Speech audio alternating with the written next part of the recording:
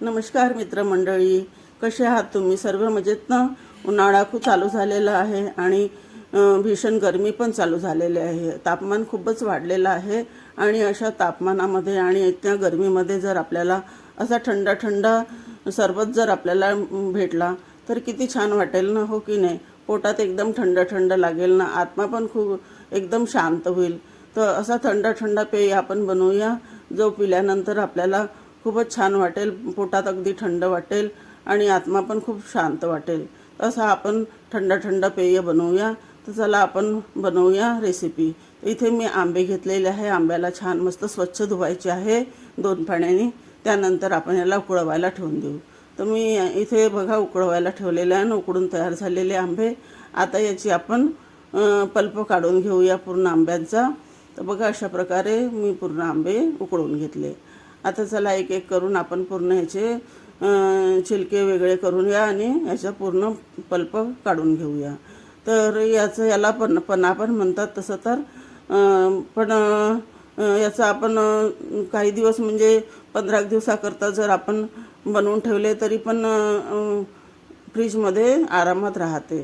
तर चला आपण अशीच रेसिपी बनवूया. खूपच छान लागणारी आणि खूपच टेस्टी लागणारी ही रेसिपी आहे. तर अशा प्रकारे आपल्याला आंब्याला पूर्ण बघा या प्रकारे पूर्ण याचे पल्प काढून याला आपण मिक्सी जारमध्ये फिरवून घेऊया. आणि मिक्सी जारमध्ये फिरवल्यानंतर बघा याच्यामध्ये टाकूया अद्रक थोडासा आणि थोडासा आपण टाकूया पुदिना. तर पुदिना टाकल्यामुळे याचा जो टेस्ट आहे तो डबल वाढते आणि खूप छान पुदिना जो आहे ते पोटाला छान थंडक लागते आणि पोट पण खूप छान राहते, म्हणजे पाचन वगैरे पण खूप छान होते त्यांनी. आणि त्यानंतर बघा आपण वाटल्यानंतर याला आपण चाळणीने छान चाळून घेऊया. अशा प्रकारे आपल्याला पूर्ण मिश्रण चाळून घ्यायचं आहे. तर बघा या प्रकारे मी पूर्ण मिश्रण चाळून घेतलेलं आहे. आता काय करायचं, आपल्याला एक पतेला घ्यायचं आहे, त्याच्यामध्ये हे पूर्ण मिश्रण टाकायचं आहे आणि त्याला आपण गॅसवर मांडून देऊया आणि त्याला आपण शिजू देऊया. तर ह्या मिश्रणामध्ये आपल्याला टाकायचं आहे आता साखर. तर मी इथे 2 ते 3 वाट्या साखर टाकणार आहे, म्हणजे 5 आंब्यामध्ये आपल्याला 2 वाट्या अजून मी थोडासा अजून साखर टाकलेली आहे, म्हणजे लगभग 3 वाट्या आपल्याला साखर टाकायची आहे.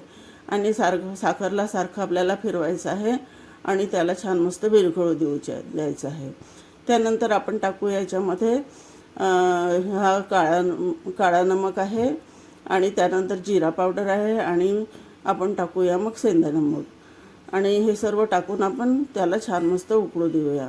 या सर्व मिश्रण टाकल्याने पन्याचा टेस्ट जो आहे तो खूप छान वाढणार आहे आणि खूप मस्त टेस्टी लागणार आहे, जिरा पावडर, काळा नमक आणि शेंगदाणा नमक टाकल्याने. आणि याला छान मस्त उकळू द्यायचं आहे आणि शिजू द्यायचं आहे. त्यानंतर आपण याच्यामध्ये टाकूया कलर.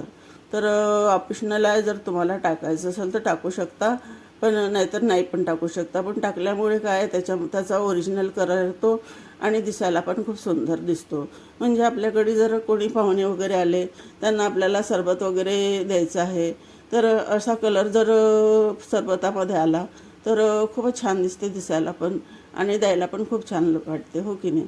तर बघा अशा प्रकारे आपण इथे कलर मिळवून छान याला शिजू द्यायचं आहे. त्यानंतर मग काय करायचं आहे माहिती आहे का, याला आपण छान शिजू द्यायचं आहे आणि याला थोडंसं गाढा होऊ द्यायचं आहे. तर हे बघा हे गाढा होऊन राहिलेलं आहे आणि छान मस्त शिजत आहे. तर कमीत कमी आपल्याला याला 1 ताराची चाचणी आणायची आहे आणि या प्रकारे शिजून बघा तयार झालेलं आहे बघा छान. त्यानंतर आपल्याला याच्यामध्ये 1 निंबू टाकायचा आहे. निंबू टाकल्यामुळे काय होणार आहे, याच्यामध्ये क्रिस्टल नाही पडणार ना, खूप म्हणजे जो आपला मिश्रण आहे तो खूप एकदम थिक नाही होणार. तर अशा प्रकारे आणि निंबूमुळे थोडासा टेस्ट पण वाढणार आहे. तर आपल्याला 1 निंबूचा रस याच्यामध्ये टाकायचा आहे आणि निंबूचा रस टाकल्यानंतर थोडा वेळ याला शिजू द्यायचा आहे. त्याच्यानंतर आपण गॅस बंद करून घेऊया. आणि बघा छानपैकी मस्त शिजून तयार झालेला. आता मी गॅस बंद केलेली आहे आणि 1 ताराची चाचणीसुद्धा इथे आलेली आहे, बघू शकता. हे बघा या प्रकारे 1 ताराची चाचणी आलेली आहे. तर चला की आपण याला गॅस बंद करून याला थंड करून ठेवायचं आहे. तर हे मिश्रण आता आपण थंड करायला ठेवून देऊया. तर गॅस बंद झाली तरी पण थोडा शिजूनच राहिलेलं, कारण गॅस गरम आहे ना, त्यामुळे मिश्रण शिजतच आहे. तर या प्रकारे बघा थंड झालेला आहे मिश्रण, थोडा थिक झालेला आहे. तर अशाच मिश्रण पाहिजे, म्हणजे आपल्याला बॉटलमध्ये भरायला चांगलं होईल. तर हा मिश्रण मी इथे बॉटलमध्ये भरून घेते, म्हणजे आपल्याला जेव्हा पण प्यायची जरूरत पडली किंवा आपल्याकडे कोणी पाहुणे आले तर पटकन आपण याच्यातून 2-3 चम्मच मिश्रण काढून आपण पटकन त्याचा पन्हा किंवा सरबत बनवून देऊ शकतो. तर अशा प्रकारे मी इथे काढून ठेवले आहे. इथे मी फ्रीजमध्ये ठेवील आणि आता या मिश्रणामध्ये मी टाकते. हे बघा, इथे मी बर्फचे तुकडे टाकून घेत आहे आणि बर्फाचे तुकडे टाकल्यानंतर मी टाकणार आहे इथे, हे बघा या प्रकारे टाकलेलं आहे. आणि हा आहे गोंदकतिरा. तर हे गोंदकतिरा मी 3 घंट्याकरता मी या पाण्यामध्ये भिजायला टाकलेलं होतं इथे, आणि एवढूसा गोंदकतिरा इतका फुलून गेला ना, खूप छान फुलून गेला. तर बघा या प्रकारे मी 2-3 घंट्याकरता फुलवायला ठेवलेला होता. आणि आता याच्यामध्ये आपण थंड कूल पाणी टाकूया फ्रीजचा आणि याला छान मस्त कूल करूया. त्यानंतर आपण याच्यामध्ये काही मिश्रण अजून टाकूया.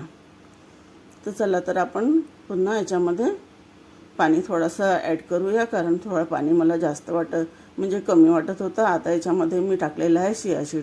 हे शियाशीड पण मी 2 घंट्याकरता भिजवायला टाकलेलं आहे. शियाशीडमुळे आपलं पोट छान साफ राहते आणि हे गोंदकतिरा याने छान पोट आपलं थंड राहते आणि पाचनला पण छान मस्त हलका राहते. तर उन्हाळ्यामध्ये हा गोंदकतिरा आणि शियाशीड खाल्ल्यामुळे पोट छान साफ होते आणि पोटामध्ये पण खूप छान मस्त थंडक राहते. आता इथे मी घेतलेले आहे हे निंबू घेतलेले आहे. तर निंबूचे आपण तुकडे केले बारीक पातळ, ते पण मी याच्यामध्ये टाकलेले आहे. आणि आपला बघा खूपच छान आणि खूपच टेस्टी सरबत बनवून तयार झालेला आहे.